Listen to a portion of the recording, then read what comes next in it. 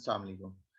आज की वीडियो में हम आपको बताएंगे कि परचेज सॉफ्टवेयर में कैसे स्टॉक इन किया जाता है, परचेज इनवॉइस कैसे बनती है। तो सबसे पहले हम आपको बताना चाहते हैं कि ये सप्लायर में आके आपने सबसे पहले अपना सप्लायर एंटर करना है। जैसे कि मेरे पास यहाँ पे लिस्ट में मौजूद हैं 2 सप्लायर। इसके अलावा अगर आप कोई सप्लायर ऐड करना चाहते हैं तो ऐड का बटन दबाएंगे। जो सप्लायर कोड होगा वो कंप्यूटर जनरेटेड होगा। उसके बाद आप सप्लायर का नाम लिख सकते हैं, ABC सप्लायर। उसके बाद ये जितने कॉलम दिए हुए हैं इसमें आप कोई भी सप्लायर के अगेंस्ट इंफॉर्मेशन डालना चाहते हैं तो वो आप यहाँ पे इन कॉलम्स में डाल सकते हैं। उसके बाद ये सब करने के बाद हम इसको अपडेट करेंगे। अब हम चलते हैं अपनी परचेज फॉर्म की तरफ कि स्टॉक डेबिट नोट या परचेज कैसे बनाया जाता है। तो सबसे पहले हम ऊपर वाले ऐड के बटन पे क्लिक करेंगे। यहाँ से हम सप्लायर को सिलेक्ट करेंगे। अगर हमारे पास सप्लायर इस लिस्ट में मौजूद नहीं है और कोई और सप्लायर बनाना चाहते हैं हम, तो यहाँ क्लिक करके यहाँ से भी सप्लायर को ऐड किया जा सकता है। उसके बाद यहाँ पे आप स्क्रीन पर देख रहे होंगे कि यहाँ पे REF/INV नंबर लिखा हुआ है। इसका मतलब ये है कि कोई भी आपने सामान जो परचेज किया है, जो इनवॉइस आपने रिसीव की है, उसके ऊपर एक इनवॉइस नंबर लिखा होता है। तो वो आप इनवॉइस नंबर यहाँ पे मेंशन कर सकते हैं। जैसे मैं फॉर एग्जांपल 001 यहाँ पे लिखता हूँ। ये मेरा इनवॉइस नंबर है। उसके बाद जो MOP है, मोड ऑफ पेमेंट है, उसको हमने सेलेक्ट करना है कि ये कैश है, ये क्रेडिट है। ठीक है। उसके बाद हम इसकी ऊपर जो हेडर पोर्शन है उसको हम सेव कर देते हैं। नीचे हम ऐड का बटन दबाते हैं आइटम को सर्च करने के लिए। ऐड का बटन दबाते हैं। अब यहाँ पे अगर हमें कोड मालूम है आइटम का तो हम उस कोड को स्कैन भी करवा सकते हैं। अगर मैनुअली याद है, हमें हमने याद रखा हुआ कोड, हम उसको लिख भी सकते हैं। अदरवाइज हम इसको डिस्क्रिप्शन से भी सर्च कर सकते हैं। सबसे पहले हम इसको कोड से सर्च करते हैं 1001। यहाँ पे ये हमारे पास, हमने इसका कोड डाला और ये हमारे पास आइटम का नेम आ गया। अगर हमें नहीं पता इस आइटम का कोड क्या है तो हम फॉरवर्ड स्लैश प्रेस करेंगे और यहाँ पे TES लिखेंगे। तो यहाँ पे हमारे पास ये टेस्ट आइटम भी अल्फा न्यूमेरिक दोनों तरह का ऑप्शन है सर्च का। तो हम अल्फा से भी सर्च कर सकते हैं और न्यूमेरिक भी सर्च कर सकते हैं। अभी हमने अल्फा से सर्च किया। उसके बाद हम यहाँ पे इसकी कॉस्ट प्राइस आ गई। कॉस्ट प्राइस के पास यहाँ पे हम इसकी क्वांटिटी मेंशन करेंगे।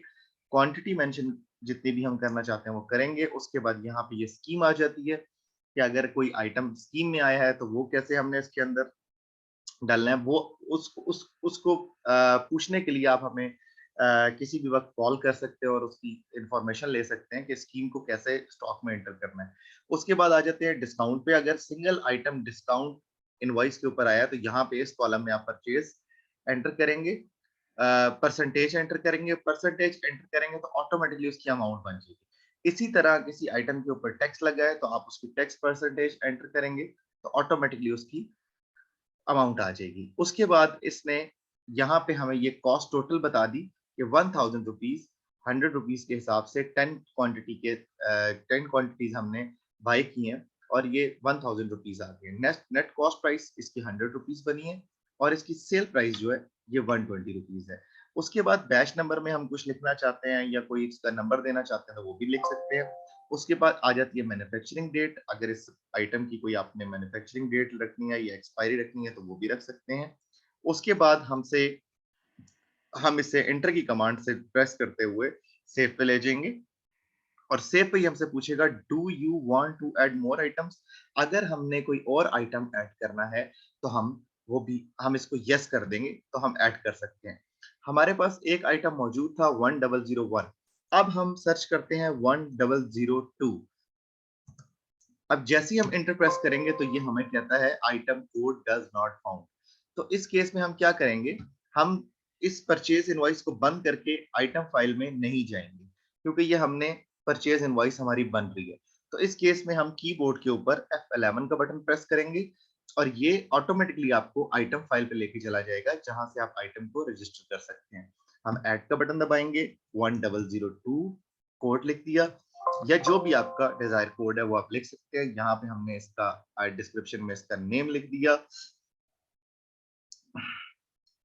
AB123। यहाँ से हमने इसकी कैटेगरी सेलेक्ट कर ली, यहाँ से हमने इसका सप्लायर सेलेक्ट कर लिया।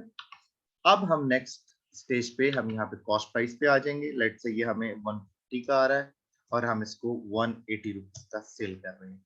उसके बाद हमने इसका रीऑर्डर लेवल अगर सेट करना है तो रीऑर्डर लेवल भी रख सकते हैं कि 15 से नीचे जाए तो इस सॉफ्टवेयर हमें बता दे, अलर्ट जारी कर दे कि आपका जो आइटम है वो डेंजर लेवल से नीचे आ रहा है। तो उसके बाद हम इसे अपडेट कर देंगे और ओके का बटन दबाने के बाद इसको एग्जिट करेंगे।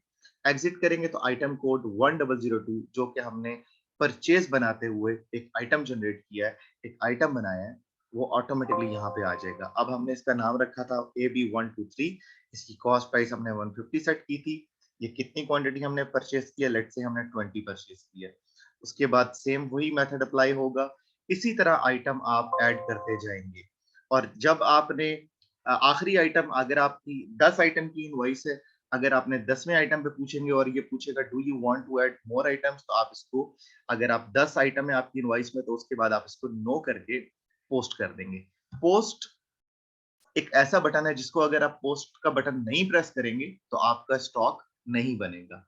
ये सिर्फ आपका यहाँ पे परचेज इनवॉइस जो बनेगी वो अनपोस्टेड रहेगा उसका स्टेटस, जबकि हमने इसको पोस्ट करना है तो ये हमारी स्टॉक में क्वांटिटी बनेगी।